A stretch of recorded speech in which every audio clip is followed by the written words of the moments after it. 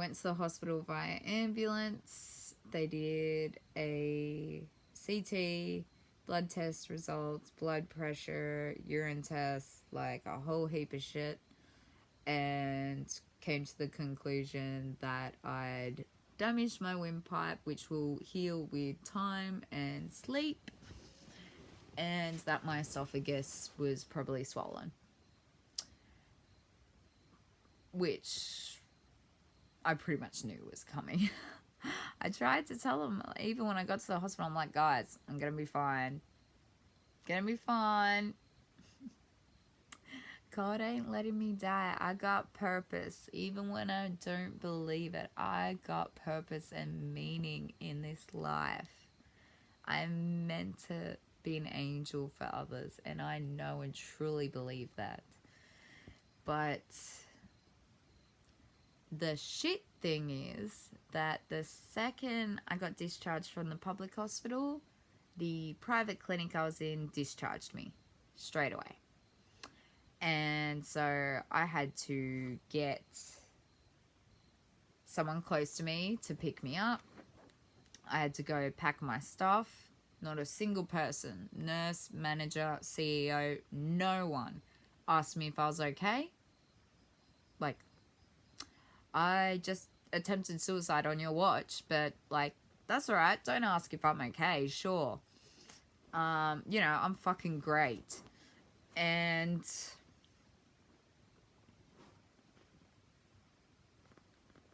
it was disgusting. Disgusting treatment. I was literally told straight off the bat by the prick manager that I needed to pack my things as quickly as possible, discharge, and not talk to anyone else that was there. As in, not talk to any of my friends or patients whatsoever.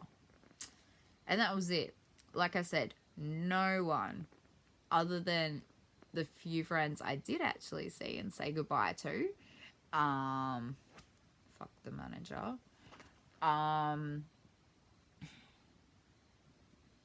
No one. They didn't say, are you okay? How are you doing?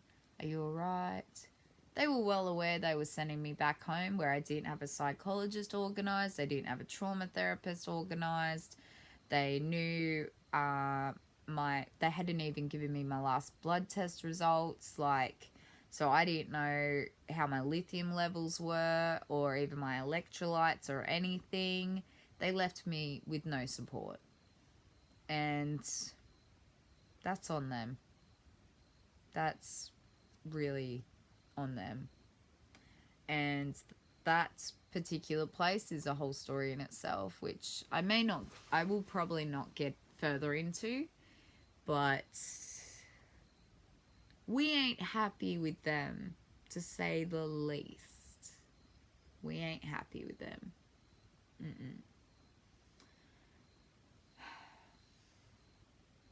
For me, this video was important to tell my story, but also for National Eating Disorder Awareness Week to speak on how an eating disorder can affect someone. Like how high the suicide rate is actually in people with eating disorders. How serious it is. And that my heart goes out to anyone suffering, and I'm here for you anytime. Contact me any way possible. Instagram, Facebook, here on YouTube. I don't care. Like, I am here for you. I love you. We can just stand by each other and hold each other's hand through this. Like, you are not alone. You matter. And believe me, no matter what size you are, no matter what diagnosis you have, you are sick enough. If you have an eating disorder, you are sick. Do not listen to anyone. Okay? You matter. Your body is beautiful whether you believe it or not. Your feelings and emotions are valid. You deserve to be heard. You deserve to get help. You deserve respect. You deserve to be understood. And just please know that as someone who is living it, that I don't know your story. I can't live your life or your pain or your agony or your condition or your suffering, but I am here and I love you. You matter. And somehow, I don't know how yet, but somehow we are gonna fucking beat this. Believe me. We are bigger than this. We deserve to be happy and healthy and live the life we deserve. We matter.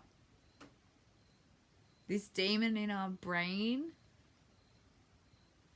the word demon says it. You're a good person. You are valuable and loved and adored and beautiful, and you need to begin to believe these things. You need to fight back in your mind against that demon and tell it to shut the fuck up. You need to tell it that you don't give a fuck what it has to say, because you know what? You've got a life to live. You've got dreams to reach. You've got goals. You've got plans. That your body is a temple. Whether you decorate it like myself with tattoos and piercings, or whether, you know, for all these years you've been thinking of finally doing a photo shoot or buying yourself some lingerie or going to the beach in a bikini, wear that shit. Do that. You deserve it. You are gorgeous. You are human. We got to learn to love ourselves.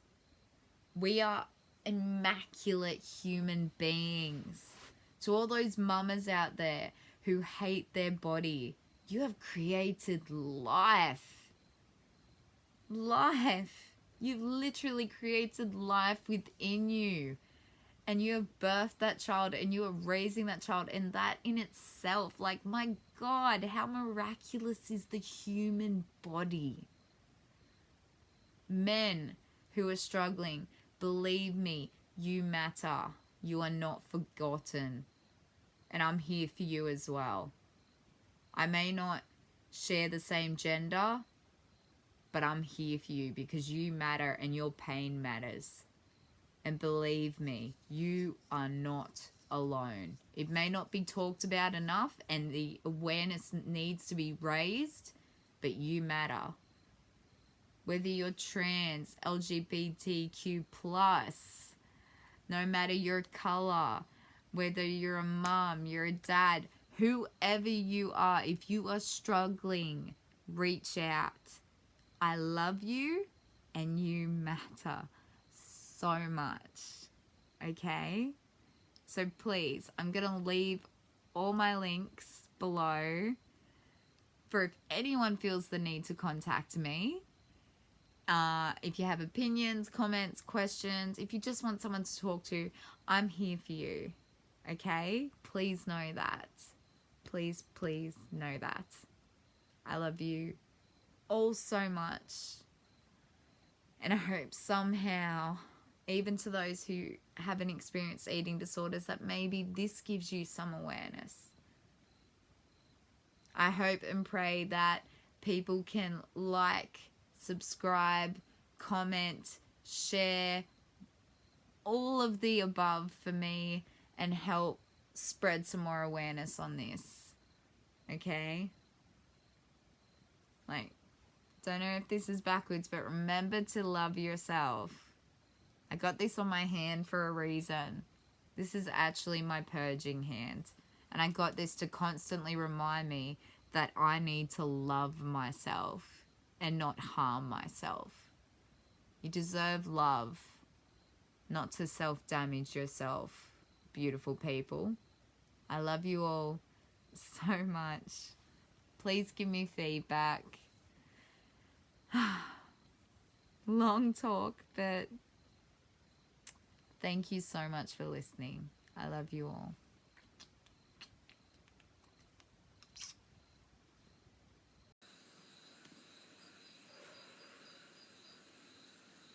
I will say this. How am I currently doing?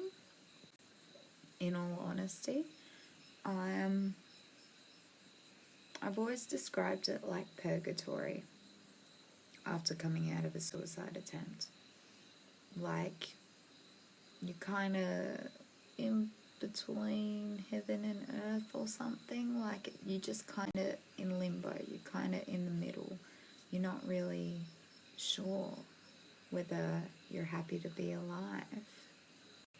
It's like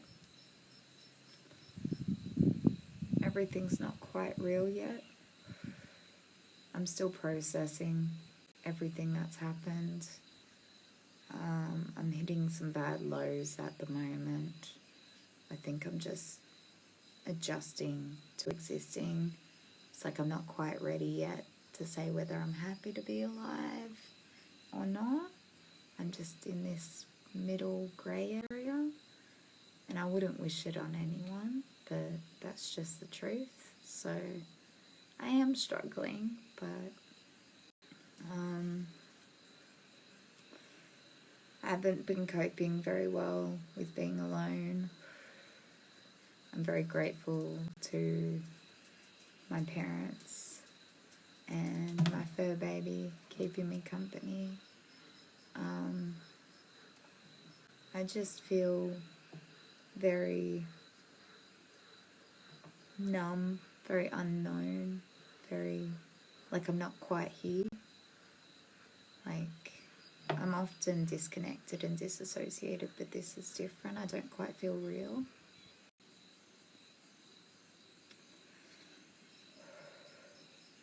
I'm just surviving right now, but yeah, I'm not suicidal or anything at all. I just trying to come back to life, I guess is how it feels.